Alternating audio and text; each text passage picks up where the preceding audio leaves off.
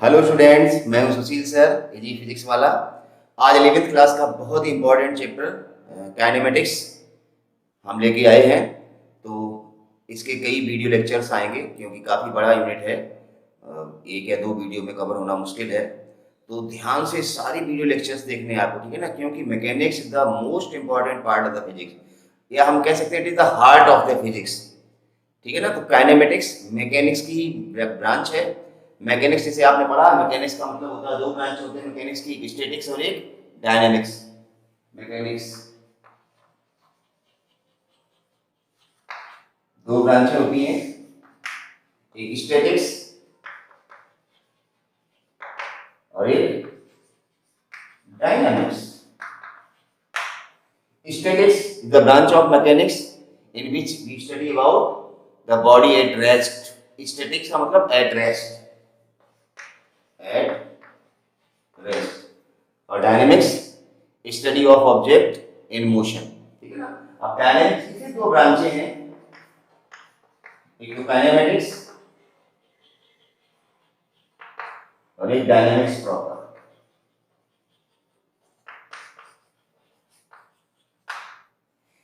Kinematics is the branch of mechanics, a branch of motion in which we study about the parameters involved in the motion. Motion के अंदर जो parameters involve होते हैं हम उनकी study करते हैं, not the cause of motion. ध्यान रखना, पैरामीटर्स मतलब है डिस्टेंस, डिस्प्लेसमेंट, वेलोसिटी, एक्सीलरेशन। ये सारे मोशन के पैरामीटर्स हैं, इनकी स्टडी करें हम किसमें, काइनेमेटिक्स में।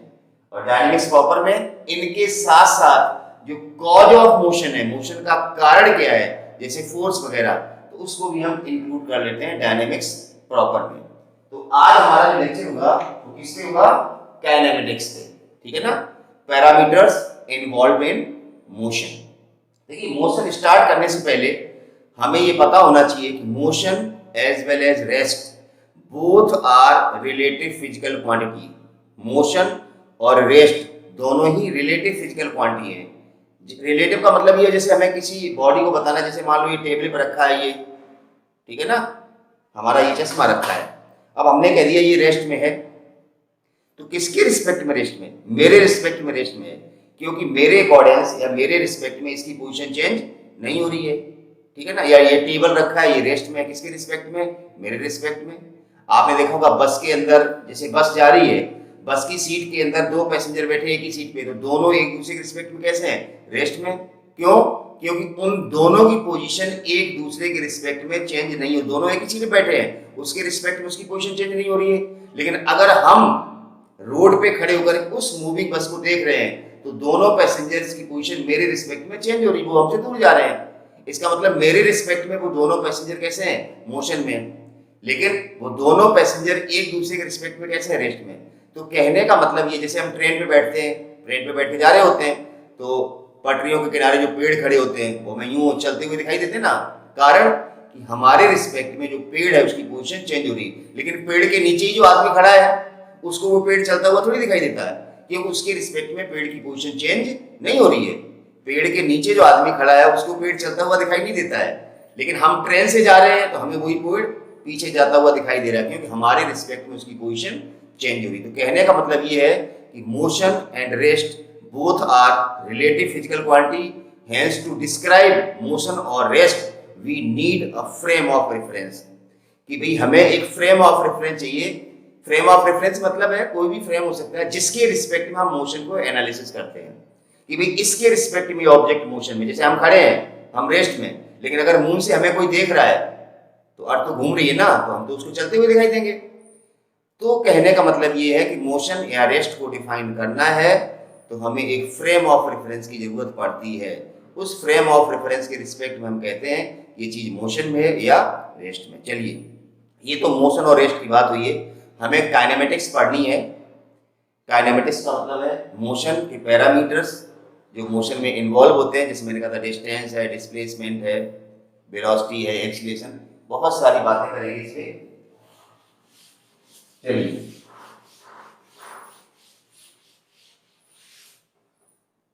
हम टाइप्स ऑफ मोशन की भी थोड़ी बात कर लेते हैं। Types of motion, types of motion. देखिए मोशन तीन तरह का होता है, one dimensional motion, to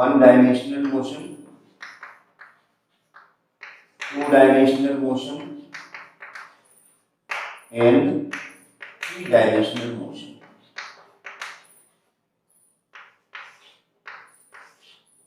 one dimensional motion क्या होता है? देखिए अगर किसी पार्टिकल की पोजीशन को डिस्क्राइब करने के लिए हमें केवल एक कोऑर्डिनेट की जरूरत पड़ती है, या हम ये कह सकते हैं if the position of the particle is described by only one coordinate. जैसे मान लो पार्टिकल एक्स एक्सिस के लॉन्ग ही जा रहा है, तो हम उसकी पोजीशन को एक्स कोऑर्डिनेट से ही बता देंगे ना, वाई और जेड तो जीरो के मोशन अलोंग एक्स एक्सिस है। या कोई particle motion along Y axis कर रहा है, तो उसकी पोजीशन में कौन सा कोऑर्डिनेट होगा? केवल वाई, एक्स और जेड कितना होगा? जीरो। तो कहने का मतलब है if only one coordinate is required to specify the position of an object, then object is said to be in 1D motion। या हम ये कह सकते हैं कि 1D मोशन एक सिंपल स्ट्रेट लाइन मोशन है। तो काइनेमेटिक्स का पहला पार्ट यही है जो हम पढ़ेंगे, उसमें हम स्ट्रेट लाइन मोशन ही पढ़ेंगे 11th क्लास का जो चैप्टर है। तो हम 1D पढ़ेंगे, फिर बाद में 2 डायमेंशनल मोशन पढ़ेंगे जिसमें हम सर्कुलर मोशन और प्रोजेक्टाइल मोशन पढ़ेंगे, और फिर बाद में 3D मोशन का भी थोड़ा बहुत पढ़ेंगे। 3D मोशन का बहुत ज़्यादा सिग्निफिकेंस नहीं है, न्यूमेरिकल पॉइंट ऑफ व्यू से थोड़ा बहुत ठीक है, बाकी कोई एनालिसिस की ज़्यादा नहीं है। तो कहने का मतलब 1D मोशन का मतलब केवल एक कोऑर्डिनेट की जरूरत हो हमें पोजीशन बताने की, मतलब पार्टिकल या तो एक्स एक्सिस के लॉन्ग जा रहा हो या वाई या जेड, मतलब किसी भी एक, मतलब स्ट्रेट लाइन मोशन है। 1D मोशन का मतलब स्ट्रेट लाइन मोशन हम कह सकते हैं। 2 डायमेंशन का मतलब अगर हमें पार्टिकल की पोजीशन बताने के लिए एटलीस्ट 2 कोऑर्डिनेट्स, 2 कोऑर्डिनेट के बिना पोजीशन नहीं बता सकते हैं। 2D मोशन 3 कोऑर्डिनेट होते हैं ना, उनमें से कोई 2 कोऑर्डिनेट अगर हमें जरूरत पड़ रही मोशन को डिस्क्राइब करने के लिए, इसका मतलब उसका मोशन 1D नहीं है, 2D है। चाहे एक्स वाई कोऑर्डिनेट हो, चाहे वाई जेड हो, चाहे एक्स जेड हो, मतलब हम कह सकते हैं मोशन इन अ प्लेन। जैसे मान लो इस ब्लैक बोर्ड के प्लेन में कोई पार्टिकल मूव हो रहा, मतलब इस तरह से यहाँ पर है, मान लो ऐसे एक्स वाई फ्रेम ऑफ कर लें, अगर यहाँ पर इसका मतलब उसका एक्स कोऑर्डिनेट हो गया और वाई कोऑर्डिनेट हो गया। इसके पार्टिकल जो है ना पी पॉइंट, इसके 2 कोऑर्डिनेट होंगे, एक्स और वाई, एक्स भी होगा और वाई होगा। इसकी पोजीशन बताने के लिए हमें 2 कोऑर्डिनेट चाहिए, एक्स और वाई। तो कहने का मतलब 2 डायमेंशनल मोशन का मतलब when 2 coordinates are required to specify the position of an object, then particle is said to be in 2 dimensional motion। और एग्जांपल क्या बताया? motion in a plane, motion in a plane। Example इसमें मतलब circular motion है, plane में motion होता है, लेकिन दोनों कोऑर्डिनेट चाहिए ना। देखो आगे भी जा रहे हैं, ऊपर भी जा रहे हैं, एक्स कोऑर्डिनेट भाई या प्रोजेक्टाइल मोशन है, ये सब मोशन इन अ प्लेन के एग्जांपल है। मतलब हमें 2 कोऑर्डिनेट तो चाहिए ही चाहिए किसी प्लेन में। मोशन का मतलब चाहे एक्स वाई प्लेन होगा तो एक्स और वाई कोऑर्डिनेट चाहिए, वाई जेड प्लेन होगा तो वाई और जेड कोऑर्डिनेट चाहिए, एक्स जेड प्लेन में मोशन होगा तो एक्स कोऑर्डिनेट भी चाहिए, जेड कोऑर्डिनेट भी चाहिए। इसी तरह से 3D मोशन का मतलब when all the 3 coordinates are required. जैसे गैस मॉलिक्यूल का मोशन है, gas molecule can move along any direction with any velocity, X Y Z कहीं पर भी। Motion of the mosquito, motion of the house fly कहीं भी भिन्न बना सकती है, समझ गए ना? तो वो 3D मोशन आता है, ठीक है ना? एक चीज और बता देता हूं, हमें जो पहले 1D मोशन पढ़ना है, फिर हम बाद में पढ़ेंगे मोशन इन प्लेन, प्रोजेक्टाइल और सर्कुलर। थोड़ा सा वेक्टर कॉन्सेप्ट में बता देता हूं क्योंकि डायरेक्शन की जरूरत पड़ेगी मोशन में। जैसे डिस्प्लेसमेंट वेक्टर है, वेलोसिटी वेक्टर है, तो हमें थोड़ी सी डायरेक्शन की जरूरत पड़ेगी। तो ज्यादा नहीं बता रहे, बाकी तो हम वेक्टर में बताएंगे। थोड़ा सा पोजीशन कैसे बताते हैं या डायरेक्शन कैसे बताते हैं थोड़ा सा बता देते हैं, ठीक है ना? चलिए देखो, X axis, Y axis, minus X minus Y, ये क्या हो जाएगा? जेड। इस तरह से जेड एक्सिस, समझ गए ना? इसमें यहां बनाते हैं जेड, और ये मान लो माइनस का जेड। जेड का मतलब normal to the blackboard, ये जेड एक्सिस होती है। अब एक्स एक्सिस, एक्स एक्सिस की डायरेक्शन बताने के लिए हमने बता दिया यूनिट वेक्टर। अभी एक वर्ड आएगा वेक्टर एनालिसिस में हम पढ़ेंगे। तो एक्स एक्सिस की अगर बात करें, कोऑर्डिनेट अलोंग एक्स एक्सिस जब आता है, उसकी पोजीशन बताने के लिए हमें क्या चाहिए? देखो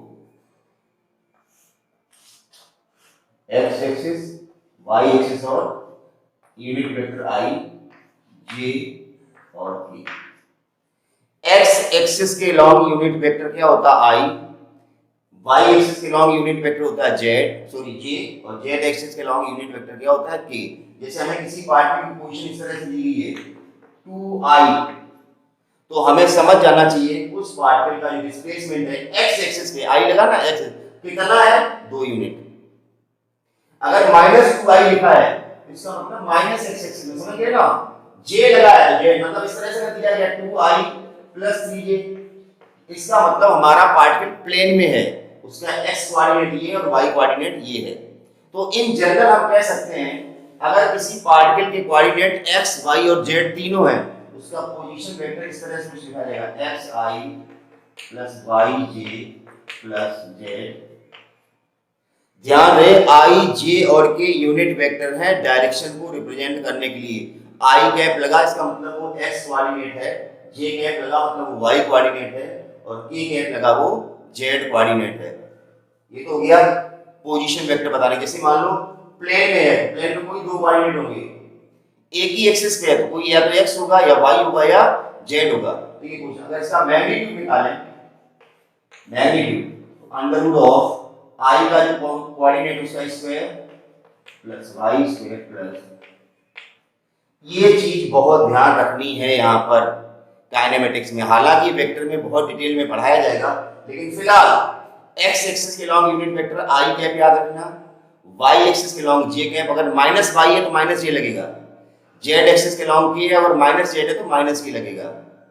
तो इस तरह से हम पोजीशन को थोड़ा समझेंगे, इससे काफी चीजें आसान हो जाएंगी।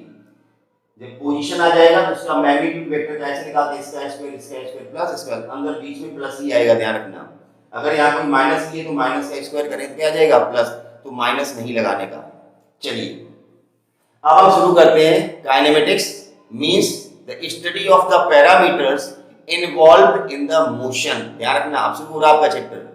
तो सबसे पहले आपने पढ़ा था, 9th में भी पढ़ चुके हैं, डिस्टेंस एंड डिस्प्लेसमेंट, यहीं से शुरू होगा।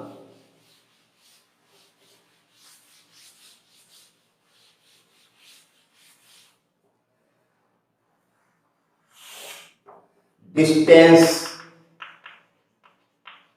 और डिस्प्लेसमेंट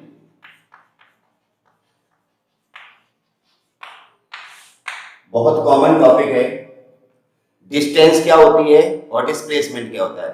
डिस्टेंस का मतलब होता है अगर कोई पार्टिकल मोशन में है तो उसने जो भी पाथ फॉलो किया है, total length of the path followed by the particle. Distance का मतलब total length of path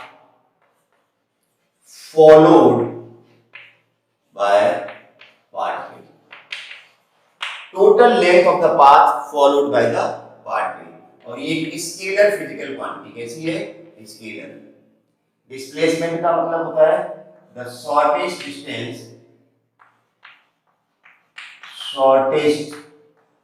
distance between initial and final position, और ये होती है वेक्टर क्वांटिटी। एक एग्जांपल लेकर समझते हैं इसको।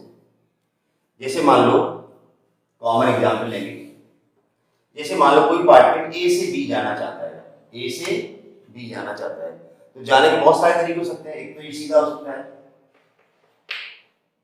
दूसरा ऐसे कहीं घूम के हो सकता है ये पाथ, या तीसरा कुछ और भी हो सकता है इस तरह से। तो हमने ए से बी तक जाने के 3 अलग अलग पाथ लिए। अगर कोई पार्टिकल पाथ 1 फॉलो करता है, मतलब स्ट्रेट पाथ, तो उसका डिस्प्लेसमेंट ये कहलाएगा, और डिस्टेंस भी यही होगी कि उसने पाथ ही फॉलो नहीं किया। लेकिन अगर कोई पार्टिकल पाथ ये वाला फॉलो करता है, सेकंड वाला, ए से बी इस तरह से जा रहा है, तो डिस्टेंस तो ये काउंट होगी, ये वाली, ये पूरी डिस्टेंस काउंट होगी, लेकिन डिस्प्लेसमेंट यही काउंट होगा, shortest distance between initial and final. Particle कहां से स्टार्ट हुआ और कहां पर वापस आया, तो इनिशियल और फाइनल पोजीशन के बीच का जो शॉर्टेस्ट पाथ होता है, उस लेंथ को हम क्या कहते हैं, डिस्प्लेसमेंट कहते हैं। तो डिस्टेंस और डिस्प्लेसमेंट को समझने के लिए हम कुछ एग्जांपल ले रहे हैं, ठीक है ना, ध्यान दीजिए। देखिए, जैसे मान लो कोई पार्टिकल इस तरह से, एक सेमी सर्कल है, ए से बी गया, इसका रेडियस r, ए से बी गया, उसने ये पाथ फॉलो किया, तो डिस्टेंस कितना होगा इस केस में? सबको पता डिस्टेंस का मतलब, ये पाथ फॉलो किया तो डिस्टेंस ही होगा पाई आर। डिस्प्लेसमेंट कितना होगा? शॉर्टेस्ट डिस्टेंस, ए से चला और बी पर गया, शॉर्टेस्ट डिस्टेंस कौन था? ये वाला। ये क्या होगा? डिस्प्लेसमेंट ए से लेकर के बी तक, मतलब ए बी, मतलब हम कह सकते हैं 2r, r और r 2r। तो डिस्टेंस और डिस्प्लेसमेंट और थोड़ा क्लियर करते हैं। जैसे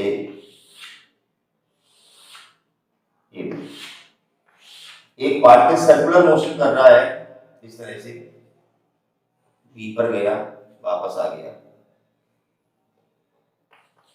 फॉर वन कंप्लीट राउंड। अगर हम एक कंप्लीट राउंड की बात करें तो डिस्टेंस कितना होगा? ए से चल के वापस एक कंप्लीट राउंड किया, वापस ए पर आ गया, डिस्टेंस कितना ट्रेवल किया? ये पूरा सरकमफ्रेंस हो गया, मतलब 2 पाई आर। और डिस्प्लेसमेंट कितना होगा? डिस्प्लेसमेंट कितना होगा? ए से चला वो पार्टिकल और पूरा राउंड किया, मतलब वापस ए भी आ गया, तो इनिशियल और फाइनल पोजीशन एक ही होगी, तो इनिशियल माइनस फाइनल करेंगे कितना आएगा? 0 आएगा। जहां से चला वहीं वापस आ गया, तभी तो एक राउंड पूरा हो गया। तो distance between initial and final, तो इनिशियल फाइनल पोजीशन दोनों एक ही होगी, तो कितना होगा? 0 होगा। कुछ और एग्जांपल लेते हैं, डिस्टेंस और डिस्प्लेसमेंट की बात हो रही है, ध्यान से समझिए। डिस्टेंस का मतलब total length of the path followed by the particle, समझ गए ना? और डिस्प्लेसमेंट का मतलब shortest distance between initial and final. चलिए एक क्वेश्चन लेता हूं। एक particle moves along east 5 kilometer, then turn north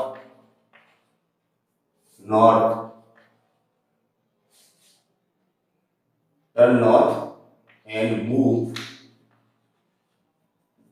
कुछ भी लिख लो, 5 किलोमीटर, then travel along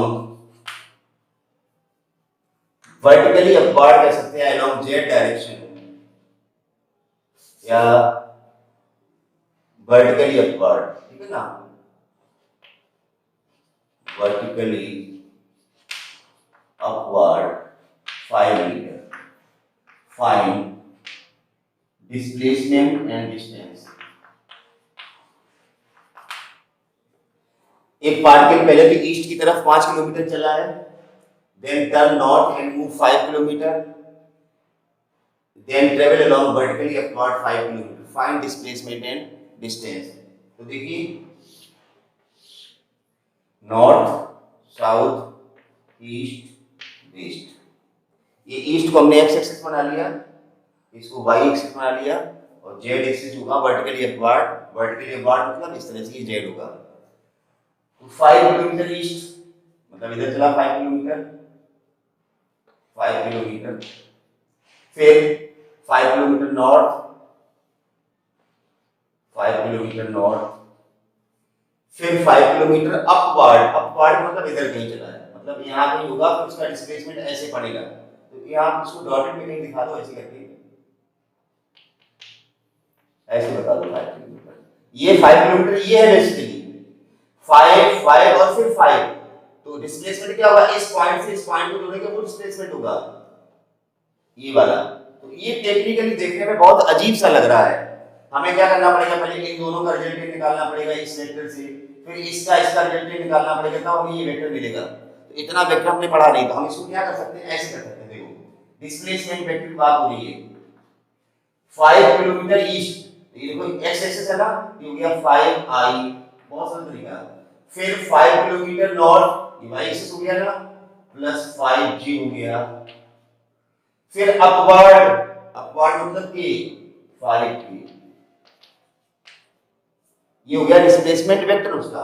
अब मैंने बताया था डिस्प्लेसमेंट का मैग्नीट्यूड निकाल लो, अंडर रूट ऑफ 5 का स्क्वायर प्लस 5 का स्क्वायर प्लस 5 का स्क्वायर कितना हो गया under root of 75 5 under root 3 kilometre. ये लो ये ज्यादा आसान है बजाय इसके कि आप क्या करते पहले इस 5 और 5 का रिजल्टेंट निकालते ये वाला वेक्टर निकालते ये पाइथागोरस लगा के दोनों परपेंडिकुलर दिया जाता फिर ये और ये परपेंडिकुलर थे ये और ये परपेंडिकुलर थे मतलब ये जो आएगा और इसके साथ परपेंडिकुलर फिर पाइथागोरस लगाते तो आपका 2 बार में आंसर आता तो सीधा से हमने वेक्टर का कॉन्सेप्ट लगा लिया और हमने इस तरह से निकाल लिया ठीक है ना। चलिए एक और एग्जांपल लेते हैं। अगर हम सर्कुलर मोशन की बात करें ध्यान दीजिए देखिए एक चीज समझनी है वीडियो को बार बार देखना है मैं डिस्टेंस और डिस्प्लेसमेंट के सारे कॉन्सेप्ट बताने की कोशिश कर रहा हूं ठीक है ना। ये एक पार्टिकल मान लो यहां ए से स्टार्ट होता है ये रेडियस आर है और ये बी पर पहुंच गया ध्यान दीजिए ये एंगल थीटा है कॉन्सेप्ट बता रहा हूं फिर मैं इसी पे न्यूमेरिकल दूंगा। अब अगर पार्टिकल का डिस्प्लेसमेंट निकालेंगे ये भी आर है डिस्प्लेसमेंट अगर हम निकालेंगे तो ये होगा इनिशियल ये फाइनल ये डिस्प्लेसमेंट होगा ये भी कैसे निकालेंगे अभी हम बताएंगे। डिस्टेंस जो होगी वो होगी ये वाली पाथ फॉलो ये है ना ये तो होगी डिस्टेंस तो जो डिस्टेंस होगी वो ये वाली होगी। अब ये तुम्हें पता होना चाहिए ये एक आर्क है और लेंथ ऑफ आर्क क्या होती है एंगल इनटू रेडियस तो डिस्टेंस होगी थीटा इनटू आर लेकिन थीटा किसमें लेना है आपको रेडियन में लेना। डिस्टेंस का मतलब पार्टिकल ए से बी तक गया है तो उसने ये पाथ फॉलो किया पाथ क्या आर्क है ऐसा समझो ये वाला चीज ये है ये ए बी क्या है डिस्टेंस एंगल थीटा है ये आर है ये भी आर है तो ये आर हुआ ना लेंथ ऑफ आर क्या होता है एंगल इनटू रेडियस एंगल का फार्मूला क्या होता है angle equal to R upon radius तो आर क्या होगा एंगल इनटू रेडियस। अब डिस्प्लेसमेंट की बात हो रही है इसको थोड़ी देर भूल जाओ ये लोग अब डिस्प्लेसमेंट की बात हो रही है इसको ध्यान समझना इस एंगल को आधा कर दो ये कितना हो गया थीटा बाई 2 ये भी कितना हो गया इस एंगल को आधा कर दिया हमने। अब ये r है तो ये वाली चीज क्या होगी r cos थीटा बाई 2 और ये चीज क्या होगी r sin theta by 2। Angle के सामने परपेंडिकुलर ये हाइपोटेन्यूज है तो perpendicular upon hypotenuse sin theta होता है तो ये r sin थीटा ये भी कितनी होगी r sin theta by 2। Total displacement ये वाला होगा कितना होगा ये वाला 2r sin थीटा बाई 2। ये दिमाग में बिठा लो कि अगर कोई पार्टिकल सर्कुलर मोशन कर रहा है तो डिस्टेंस जो होती है वो तो होती है r एंगल इनटू रेडियस और डिस्प्लेसमेंट ये होता है ये कैसे निकलता है 2r sin थीटा बाई 2। जो ये एंगल दिया गया उसको आधा कर लो और ये sin कंपोनेंट होगा ये भी sin कंपोनेंट होगा तो दोनों को जोड़ेंगे 2r sin थीटा बाई 2। हम इसमें एक क्वेश्चन लेते हैं ठीक है ना।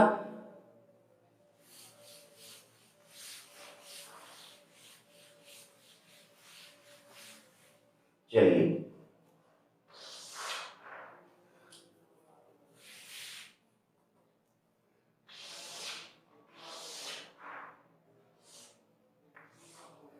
ए से बी तक गया ये 90 डिग्री एंगल है ये रेडियस आर है ये आर फाइंड डिस्टेंस और डिस्प्लेसमेंट। अभी बताया था डिस्टेंस क्या होगी ये आर डिस्टेंस क्या होगी आर ए बी और आर कैसे निकालते हैं एंगल इनटू रेडियस। मैंने कहा था एंगल कितना 90 लेकिन हमने किसमें लेना रेडियन में 90 का मतलब पाई बाई 2 इनटू आर ये तो गया डिस्टेंस। डिस्प्लेसमेंट के लिए भी क्या बताया था 2r sin थीटा बाई 2 तो 2r sin थीटा कितना है 90 इसका आधा कर दो sin 45 2r sin 45 कितना होता है 1/√2 ये √2 से 2 कटेगा √2r answer. This is the way how to find out distance and displacement when a particle moves along the circumference of a circle। तो ये डिस्टेंस और डिस्प्लेसमेंट का कॉन्सेप्ट था। हम कुछ और क्वेश्चन लेंगे डिस्टेंस और डिस्प्लेसमेंट के, उससे पहले एक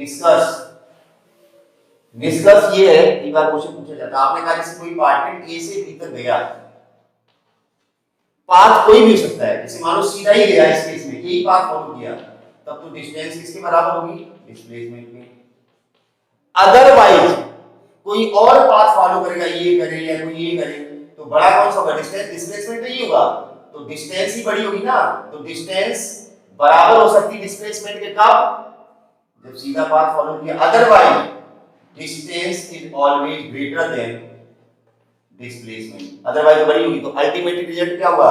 डिस्टेंस डिस्प्लेसमेंट से बड़ी होगी, ज्यादा से ज्यादा बराबर हो सकती है। डिस्टेंस ग्रेटर देन और इक्वल्स टू डिस्प्लेसमेंट, ठीक है ना? तो डिस्टेंस अपॉन डिस्प्लेसमेंट का जो रेशियो आएगा, distance upon displacement greater than equals to 1। लेकिन अगर डिस्प्लेसमेंट अपॉन डिस्टेंस करते हैं तो लेस देन और इक्वल्स टू 1 आएगा। तो ये था डिस्टेंस और डिस्प्लेसमेंट। इसके हम कुछ और क्वेश्चन लिखते हैं, चलिए। तो ये है दूसरा क्वेश्चन, मतलब एक नया क्वेश्चन डिस्टेंस और डिस्प्लेसमेंट पे, बहुत ही बढ़िया क्वेश्चन है। A wheel of radius r is rolling on a smooth horizontal surface. What will be the displacement of point P on wheel when wheel complete half rotation? ध्यान से समझिए, ये wheel आपको दिख रहा है, चलिए ये इस तरह से लुढ़क रहा है, मतलब आगे जा रहा है ऐसे करके। जब ये व्हील आधा रोटेशन करेगा, मतलब ये पी पॉइंट कहाँ पहुंचेगा? यहाँ, और ये पी पॉइंट कहाँ आ जाएगा? यहाँ। आधे रोटेशन का मतलब क्या है? ये पी पॉइंट यहाँ, पी पॉइंट यहाँ, तो ये हमने आधे रोटेशन की बात बताई है। जब व्हील का आधा रोटेशन हो जाएगा तब की बात बताई। जनरली बच्चा गलती क्या करता है कि ये व्हील जब आधा रोटेशन देगा तो ये पी पॉइंट यहाँ जाएगा, पी पॉइंट यहाँ, तो ये डिस्टेंस इतनी चलेगा, मतलब ये वाला ना, पी पॉइंट यहाँ गया, क्यू पॉइंट यहाँ गया, मतलब क्या है? ये जो लेंथ है ना, ये इस पे आ जाएगी ना, यहाँ पर ये पाई आर। समझने की कोशिश करो ना, जब व्हील आधा चक्कर घूमेगा, आगे बढ़ रहा है ऐसे करके, आगे बढ़ रहा है, तो आधे चक्कर का मतलब क्या? आधी सरकमफ्रेंस के बराबर डिस्टेंस मूव कर लेगा यहाँ पर, हॉरिजॉन्टल डिस्टेंस। आधे चक्कर का मतलब क्या है कि जब कोई चीज आधा चक्कर ले रही है तो मतलब इसका मतलब आधा जो सरकमफ्रेंस है वो आगे जाएगा, मतलब इतना पाथ कवर कर लेगा, आगे आगे तो पाथ कवर करेगा ना ऐसे करके। तो ये व्हील जैसे ही आधा चक्कर लेगा, मतलब यहां से यहां तक डिस्टेंस ये तो होगी पाई आर रेडियस है। लेकिन गलती कहां पर होती है? जब ये आधा चक्कर लेगा तो पी पॉइंट कहां पहुंचेगा? यहाँ, और क्यू पॉइंट कहां होगा? तो बच्चा जनरली डिस्प्लेसमेंट ये लिख देता पाई आर, लेकिन जब पी पॉइंट का डिस्प्लेसमेंट पूछा गया, पी पॉइंट तो यहां पर है ना, तो डिस्प्लेसमेंट क्या हुआ? ये, तो ये पाई आर और ये 2r, तो डिस्प्लेसमेंट होगा ना पी पी डैश, मान लो इसको, तो पी पी डैश जो डिस्प्लेसमेंट होगा वो कितना होगा? Pi r under root of pi r का स्क्वायर प्लस 2r का स्क्वायर। समझ पा रहे हो ना? ये 2r आर आर, ये पाई आर। तो इस तरह से डिस्प्लेसमेंट निकलेगा। इसका सॉल्व कर लो, under root of pi square r square plus 4r square, r बाहर आ जाएगा, under root r square common है, बाहर आ जाएगा, पाई स्क्वायर प्लस 4। इस तरह से आप सॉल्व करके डिस्प्लेसमेंट निकाल सकते हैं। तो ये हमने डिस्टेंस और डिस्प्लेसमेंट के कुछ क्वेश्चंस बताए, जिससे उम्मीद है कि आपको क्लियर हो गया होगा कि डिस्टेंस क्या होती है, डिस्प्लेसमेंट क्या है। तो अगर यहाँ इसी केस में डिस्टेंस निकालनी होगी तो पाई आर प्लस 2r, ये डिस्टेंस हो गई। डिस्प्लेसमेंट शॉर्टेस्ट डिस्टेंस, तो डिस्प्लेसमेंट का मतलब शॉर्टेस्ट, यहाँ से यहाँ तक का शॉर्टेस्ट। तो डिस्टेंस और डिस्प्लेसमेंट में हमने रिलेशन बता दिया कि डिस्टेंस कभी डिस्प्लेसमेंट से छोटी नहीं हो सकती, डिस्टेंस डिस्प्लेसमेंट के बराबर हो सकती है। किस केस में? जब पार्टिकल स्ट्रेट लाइन मोशन कर रहा है, सीधा ही जा रहा है, और otherwise distance is always greater then displacement. कुछ क्वेश्चन थे डिस्टेंस और डिस्प्लेसमेंट का। अब हम पढ़ेंगे स्पीड और वेलोसिटी।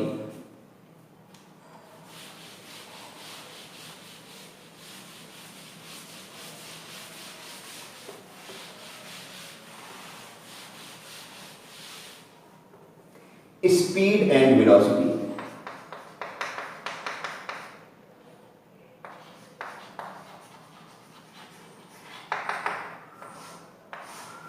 देखिए इस चैप्टर को या काइनेमेटिक्स को जितना पढ़ो उतना ही कम है, जितने क्वेश्चन करो उतने ही कम है, लेकिन पहले कॉन्सेप्ट की बात हो जाए फिर क्वेश्चन आराम से होते जाएंगे। चलिए स्पीड की बात कर लेते हैं, इधर वेलोसिटी की बात कर लेते हैं। स्पीड क्या है? Distance per unit time. ये तो 9th में आप पढ़ चुके हैं। Speed equal to distance per unit time, मतलब speed equal to distance upon time metre per second. Scalar physical quantity है, राइट। चलिए वेलोसिटी क्या होता है? Displacement per unit time, displacement per unit time मतलब अपॉन टाइम, ये हो गया velocity. Velocity equal to displacement upon time. ये वेक्टर है, यूनिट इसकी भी मीटर पर सेकेंड होगी, और ये वेक्टर फिजिकल क्वांटिटी है। यहाँ तक तो किसी को कोई दिक्कत ही नहीं है, सबको पता है, सबने 9th पढ़ा है। Speed equal to distance upon time, velocity equal to displacement upon time. Distance हमेशा बड़ी होती है डिस्प्लेसमेंट से, तो यहाँ पर भी कोई रिलेशन आ जाएगा। Speed is greater than equal to velocity, क्यों डिस्प्लेसमेंट तो जीरो भी हो सकता है, तो वेलोसिटी जीरो भी आ जाएगी, लेकिन distance of a moving object can never be zero, तो स्पीड जीरो नहीं हो सकती है। तो speed is always greater than equal to velocity, यहाँ पर भी रिलेशन वही रहेगा, स्पीड अपॉन वेलोसिटी अगर करेंगे तो ग्रेटर देन इक्वल टू 1 यहाँ पर भी आएगा। तो ये तो स्पीड और वेलोसिटी का बेसिक मतलब था। अब हम बात करेंगे एवरेज स्पीड की, और फिर बात करेंगे इंस्टेंटेनियस स्पीड की। तो स्पीड वेलोसिटी, स्पीड का मतलब डिस्टेंस अपॉन टाइम, वेलोसिटी का मतलब डिस्प्लेसमेंट अपॉन टाइम। चलिए देखिए एक कॉमन चीज मैं आपको बता देता हूं इस चैप्टर में, whenever we proceed along with the distance, जब हम डिस्टेंस के साथ प्रोसीड कर रहे होंगे तो हम स्पीड की बात कर रहे हैं, और whenever we proceed along with the displacement, तो इसका मतलब हम वेलोसिटी की बात कर रहे हैं। दोनों सेम फार्मूले हैं, स्पीड में डिस्टेंस आएगा, वेलोसिटी में डिस्प्लेसमेंट आएगा, और कोई अंतर नहीं है, समझ गए ना। जैसे एवरेज स्पीड निकालेंगे तो total distance upon total time, तो एवरेज वेलोसिटी निकालेंगे तो total displacement upon total time, समझ पा रहे हैं ना। एवरेज स्पीड टोटल डिस्टेंस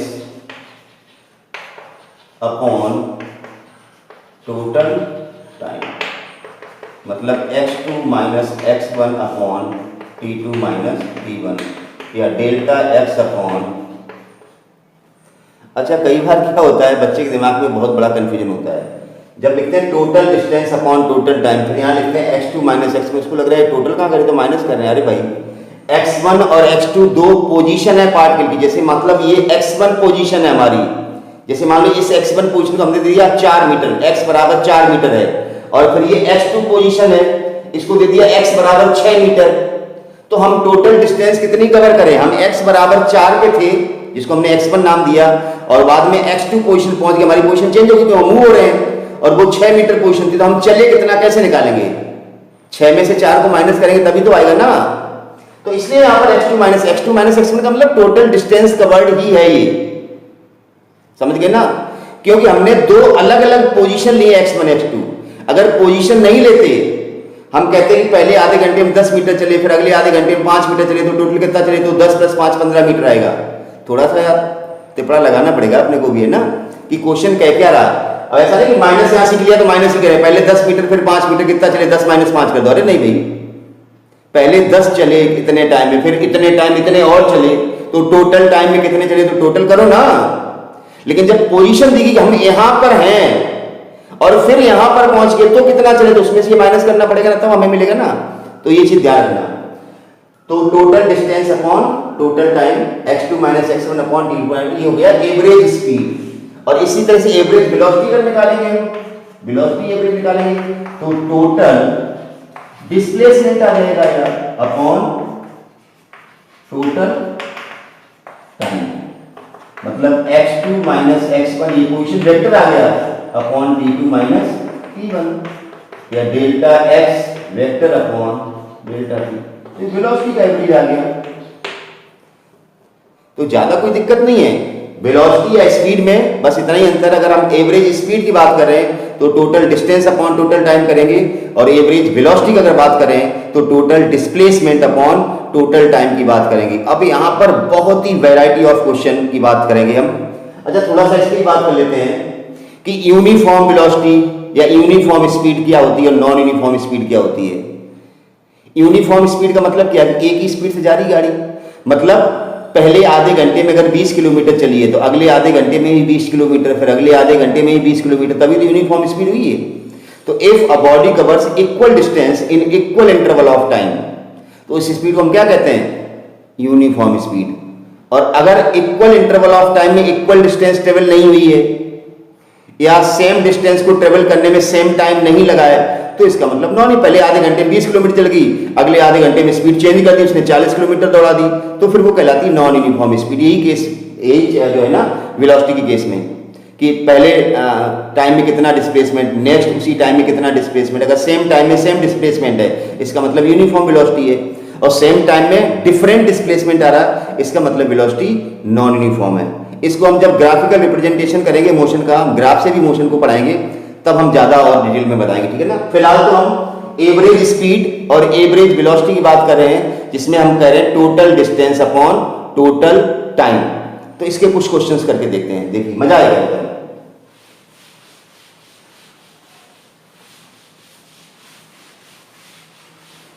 चलिए, मान लो a car covers half of distance of its journey, half of distance of its journey with 40 kilometer per hour, and remaining half distance with 60 kilometer per hour. Find average speed of car. अच्छा, एक दिमाग में रखना है यार, straight line motion की अगर बात हो रही है, हम जनरली अभी काइनेमेटिक्स में जो 11th की काइनेमेटिक्स है उसमें हम स्ट्रेट लाइन मोशन की बात करें, क्योंकि हम बंडी मोशन पढ़ रहे हैं। तो जब स्ट्रेट लाइन मोशन की बात कर रहे हैं और बॉडी अगर फॉरवर्ड डायरेक्शन में ही मूव हो रही है, तो डिस्टेंस और डिस्प्लेसमेंट बराबर ही होते हैं। अगर बैक नहीं आ रही बॉडी, जैसे अब ऐसा नहीं होता कि स्ट्रेट लाइन मोशन में हमेशा बराबर हो गए।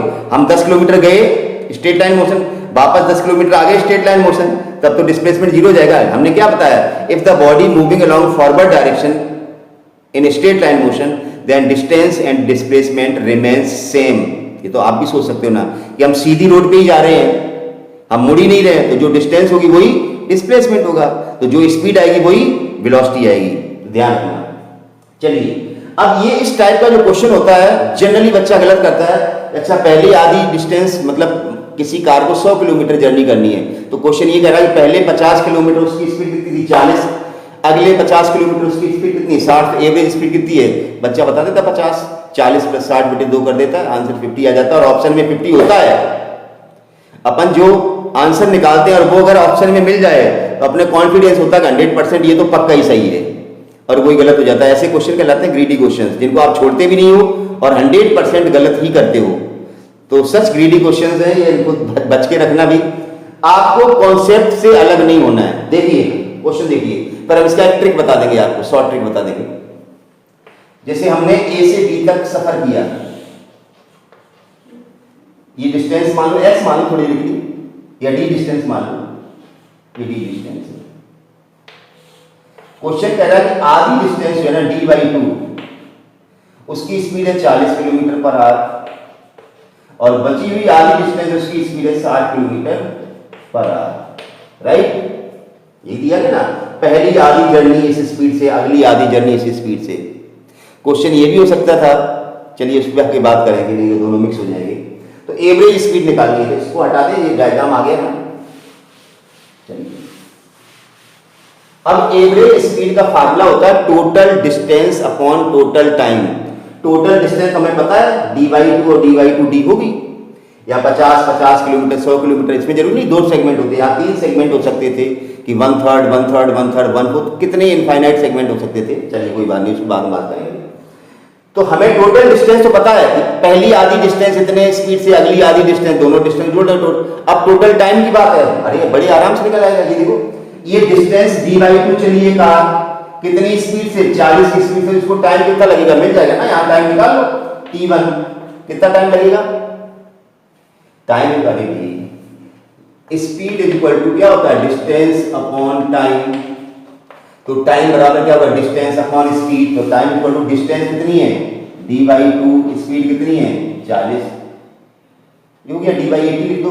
इसी तरह से यहाँ टाइम कितना लगेगा, t2 मान लो, डिस्टेंस कितनी है d/2, स्पीड कितनी है 60, हो गया। अब यहाँ मत करना t2 - t1, यहाँ से यहाँ तक का टाइम ये है और यहाँ से यहाँ तक का टाइम ये, तो टोटल टाइम जर्नी का हुआ t1 + t2। यहाँ से यहाँ तक डिस्टेंस इतनी है, यहाँ से यहाँ तक डिस्टेंस, टोटल डिस्टेंस कितनी कवर करी, यहाँ से यहाँ तक, नहीं तो 0 लिख दो, थोड़ा सा सेंस लगाओ, यहाँ पोजीशन नहीं दी गई है। तो एवरेज स्पीड की बात कर रहे हैं, तो एवरेज स्पीड टोटल डिस्टेंस। अब चूंकि स्ट्रेट लाइन मोशन यहाँ पर एवरेज वेलोसिटी पूछता तो भी यही करते, ठीक है ना। टोटल डिस्टेंस कितनी जाएगी, d/2 + d/2, ये d1 d2 भी हो सकते थे, ठीक है ना, अपॉन टोटल टाइम, ये तो टाइम ही है, d/2/40 तो d/80 लिख दो प्लस d/120, इसको सॉल्व कर लो, d/2 कितना जाएगा, d नीचे लिखता हूँ d, और ये d कॉमन आ जाएगा, 1/80 + 1/d ये d से d काट लो यार, 1/ LCM कितना हो जाएगा 240, 83 जा इनका ऐसे मिल गया ना 240, तो हो जाएगा 3 + 2, तो हो जाएगा 240/5, 5 × 2 20, 48 km/h। देखिए आंसर 50 नहीं आया। Average speed total distance upon total time, ये टाइम हमने निकाल लिए थे, आंसर आया 48 km/h, नॉट 50 नहीं आया। देखिए 50 कब आ सकता था। अब हम आपको दो चीजें बता देते हैं, जो क्वेश्चन आएगा एवरेज स्पीड का, उसमें जो आपने जर्नी ट्रेवल की, उस जर्नी की डिस्टेंस को अगर डिवाइड कर रहा है क्वेश्चन कि इतनी डिस्टेंस, इस टाइम में डिस्टेंस को अगर डिवाइड कर रहा है तो अलग रिलेशन आएगा, और टाइम को अगर डिवाइड कर रहा है, टाइम भी तो पता ना कि जैसे हमें 2 घंटे जर्नी करनी है, किलोमीटर की बात छोड़ दो, दो तरह के क्वेश्चन बनते हैं, जैसे हमें 200 किलोमीटर यात्रा करनी, तो आधी यात्रा इस स्पीड से और आधी यात्रा इस स्पीड से, उसमें हमने डिस्टेंस डिवाइड कर ली। अब हम कह रहे हैं हमें 2 घंटे यात्रा करनी है, हमने 2 घंटे कार चलाई है, तो पहले 1 घंटे की स्पीड ये थी, अगले 1 घंटे की स्पीड ये थी, तो यहाँ पर टाइम इंटरवल डिवाइड हो रहा है। अलग अलग टाइम में अगर अलग अलग स्पीड दी गई है तो क्वेश्चन अलग हो गया, और अलग अलग डिस्टेंस में अलग अलग स्पीड दी गई तो क्वेश्चन अलग हो गया। दोनों का मैं बता देता हूं, दोनों का शॉर्ट बना देता हूं, दोनों एवरेज स्पीड का शॉर्ट बना सकता हूं। देखिए एवरेज स्पीड, दो चीजें हैं, अभी क्या बताया, if speed is different for different distances, अगर अलग अलग डिस्टेंस में स्पीड अलग अलग है तो एवरेज स्पीड का फार्मूला क्या बनेगा। मैंने कहा हम एवरेज वेलोसिटी अलग से नहीं बताएंगे, अगर डिस्टेंस के साथ ट्रीट कर रहे हैं तो स्पीड आएगा, अगर हम यहाँ डिस्प्लेसमेंट ले लें तो यहीं पर एवरेज वेलोसिटी आ जाएगा। ज्यादा लंबा मत खींचो इसको, ठीक है ना। तो अभी मैंने जैसे बताया था, जो क्वेश्चन किया था d/2 + d/2, हम कह रहे हैं बहुत सारे डिवीजन है, तो d1 + d2 + dn हो जाएगा अपॉन में ये टोटल डिस्टेंस होगी ना भाई, अलग अलग डिस्टेंस अलग अलग वेलोसिटी, मान लो d1 डिस्टेंस v1 वेलोसिटी से, ऐसे मान लो ये d1 डिस्टेंस, ये d2 डिस्टेंस, d3 डिस्टेंस, ऐसे करके अलग अलग, ये v1 velocity, v2 velocity, v3 velocity, v4 velocity, ऐसे करके तो टोटल डिस्टेंस भी आ गई। अब टोटल टाइम निकालना, टाइम क्या होगा, डिस्टेंस अपॉन वेलोसिटी, अभी तो बताया था डिस्टेंस अपॉन वेलोसिटी, तो d1/v1 + d2/v2 + d3/v3, ऐसे हो जाएगा। अब अगर डिस्टेंस सेम है, ये जो डिवीजन है डिस्टेंस का सेम है, d d d मतलब बराबर इक्वल इंटरवल है, if distances are in equal interval. अगर डिस्टेंसेस इक्वल इंटरवल में दी, मतलब ये सब डी डी डी है, तो ये क्या हो जाएगा, D plus D plus D plus D क्या हो जाएगा, एनडी, एनडी हो जाएगा ना। और नीचे क्या जाएगा, D upon B, D upon B, D upon B, तो डी तो कॉमन आ जाएगा, 1 upon B one plus 1 upon B two plus 1 upon B three plus dot dot dot, ये डी से डी गया। तो आपका शॉर्ट ट्रिक बन गया इस केस के लिए। शॉर्ट ट्रिक क्या बन गया, जो एवरेज स्पीड होगी वी एवरेज, एवरेज स्पीड हो जाएगी N upon 1 upon B one plus, अगर इक्वल डिस्टेंस डिवाइड है, ये कॉन्सेप्ट रहा आपके पास, अगर ये d1 d2 सब बराबर इस तरह से आ जाएगा। दूसरा केस इसमें हो सकता है कि अगर आपके इंटरवल डिवाइडेड है, दूसरा case if speed is different for different interval of time, for different interval of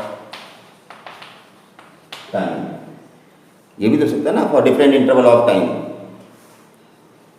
इसको हम कहते हैं हार्मोनिक मीन। बेसिकली क्या कहते हैं इसको, हार्मोनिक मीन, हार्मोनिक मीन लेते हैं, ठीक है ना। चलिए दूसरे केस की बात करते हैं। कॉपी पेन लेके बैठिए भाई, अगर कुछ सीखना है और ऐसी फिल्म देखनी है तो फिर तुम्हारा कुछ नहीं हो सकता है। अब हम कह रहे हैं अगर हमें इंटरवल अलग अलग दिए गए, T1 T2 T3, जैसे एक कार है T1 time, T2 time, T3 time, इसमें वेलोसिटी V1 है, V2 है, ऐसे करके T1 टाइम तक इस वेलोसिटी चला, T2 टाइम तक इस वेलोसिटी चला। अभी क्या था, डिस्टेंस था, इस डिस्टेंस में ये वेलोसिटी थी। अब अलग अलग टाइम इंटरवल में अलग अलग वेलोसिटी, तो हमें क्या निकालना पड़ेगा, फार्मूला वही है, एवरेज स्पीड का total distance upon total time. तब यहाँ टोटल टाइम तो दिख गया, T1 प्लस T2 सबको जोड़ लेंगे, टोटल टाइम आ जाएगा। टोटल डिस्टेंस निकालनी पड़ेगी। अब वेलोसिटी V1 है और टाइम T1 है, तो T1 टाइम में V1 वेलोसिटी से कितना है, देखो डिस्टेंस बराबर क्या होता है, देखो स्पीड बराबर डिस्टेंस अपॉन टाइम। तो डिस्टेंस निकालना वेलोसिटी इनटू टाइम, तो टोटल डिस्टेंस इस टाइम में कितनी डिस्टेंस होगी, V1 T1 plus V2 T2 plus V3 T3 plus dot dot upon total time T1 plus T2 plus T3 plus dot dot dot. हो गया, खेल खत्म। ये बेसिक फार्मूला बन गया। अब आपको अगर T1 T2 T3 सब बराबर दिए गए, T दिए गए, तो कट जाएंगे ये। देखो अगर ये सारे बराबर दिए गए हैं, if T1 equal to T2 equal to T3 equal to, ये सब बराबर दिए गए हैं, तो यहां से T कॉमन आ जाएगा, हो जाएगा T कॉमन आ जाएगा, V1 plus V2 plus dot dot dot Vn upon T common आएगा, T1 भी T है, T2 भी T है, T3 भी T है, T कॉमन आ गया, T1 प्लस ये सब T क्या जाएगा, Nt, T से T कट गया, ये क्या आंसर आएगा, V1 plus V2 plus dot dot upon N। बहुत ही आसान है। अगर अलग अलग टाइम में स्पीड अलग अलग दी गई है और एवरेज स्पीड निकालना है, तो सिंपल जो मीन होता है, सभी स्पीड को जोड़ के, जैसे दो स्पीड है दोनों को जोड़ के 2 से भाग दे दो, तो आपका काम हो जाएगा। जैसे एक क्वेश्चन देता हूं, हटा दें इसको भाई। चलिए अब हम क्वेश्चन कह रहे हैं, जो अभी हमने क्वेश्चन थोड़ी देर पहले दिया था कि एक कार पहले आधे जर्नी 40 की स्पीड थी, अगली आधी जर्नी 60। अब हम उसी क्वेश्चन चेंज कर रहे हैं।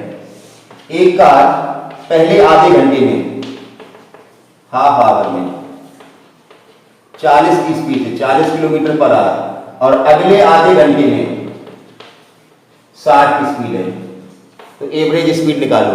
कौन सा केस लग रहा है, T1 T2 बराबर दिए हैं, ये वाला, तो आंसर क्या आएगा, P average V1 plus V2 upon, ये V1 plus V2 Vn upon है ना, तो V1 plus V2 upon V1 कितना है, 40 प्लस 60 बटे, तो आंसर आएगा 50 किलोमीटर पर आवर।